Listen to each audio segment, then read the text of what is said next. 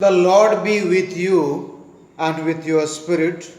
A reading from the Holy Gospel according to Saint Luke. Glory to you, O Lord. Coming of the Son of Man. Then there will be signs in the sun and the moon and the stars, and on the earth anguish of perplexed nation when they hear the roaring of the sea and its waves.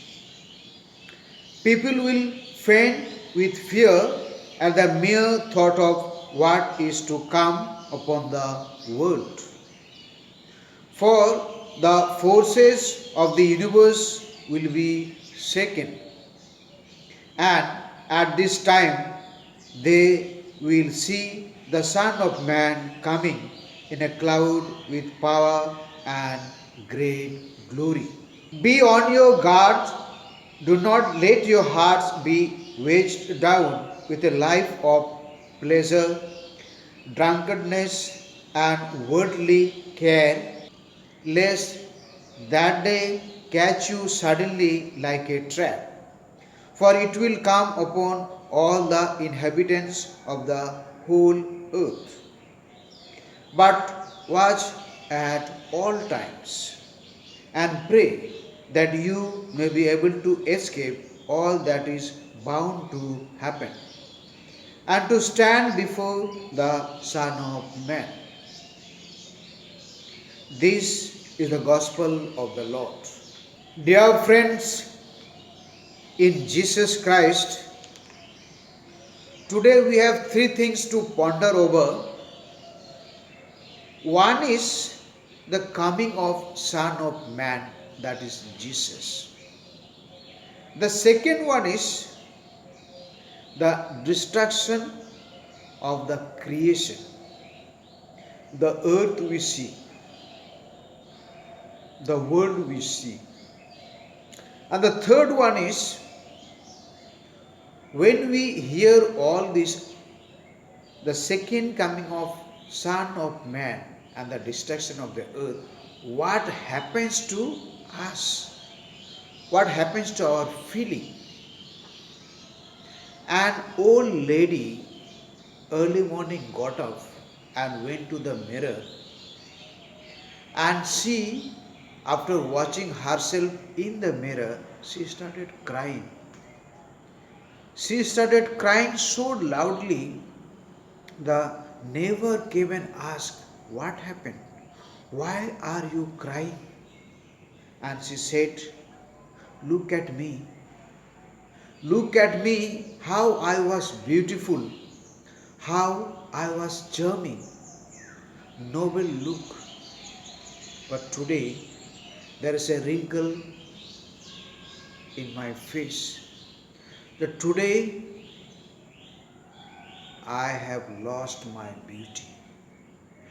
Dear friends in Jesus Christ, the moment we are born, we are closer to death day by day. So whatever physical beauty we have, that made up of blood and flesh, slowly it decays. Let us come to our point that yes, the creation, the solar system, the galaxy, we have no control over them because we have not created them. So, whatever happens in a solar system, among the stars, in galaxies, the sun and moon, we have no power. Similarly, whatever happened on this planet, on earth, either it is tsunami, earthquake, flood, or shaking of the earth, we have no power. But what Jesus is talking about is we should not be busy in enjoying in pleasure or busy with which is not expected of us. So Jesus is commanding with all your heart, with all your mind, with all your life. Love your God, the Father who has created you, and love your neighbor. And this is a lesson for us. Jesus is telling, when the Son of Man is coming, are you having this quality of being a good person, holy person, being a good Samaritan, keeping a 10 commandment? These are the qualities Jesus is expecting from all of us in the second coming by saying, "Blessed are those who are poor in spirit, theirs is the kingdom of heaven. Blessed are those who mourn, they shall be comforted. Blessed are the gentle, they shall possess the land. Blessed are those who hunger and thirst for justice, for they shall be satisfied. Blessed are the merciful, for they shall find mercy. Blessed are those with a pure heart, for they shall see God. Blessed are those who work for peace, they shall be called children of God. Blessed are those who are persecuted for the cause of justice, for theirs is the kingdom of heaven. Blessed are you when people insult you and persecute you and speak all kind of evil against you because you are my followers. Dear friends in Jesus Christ, when the destruction comes in the creation, anything happen on earth, we have nothing to worry when Jesus had already given us instruction, that is faith.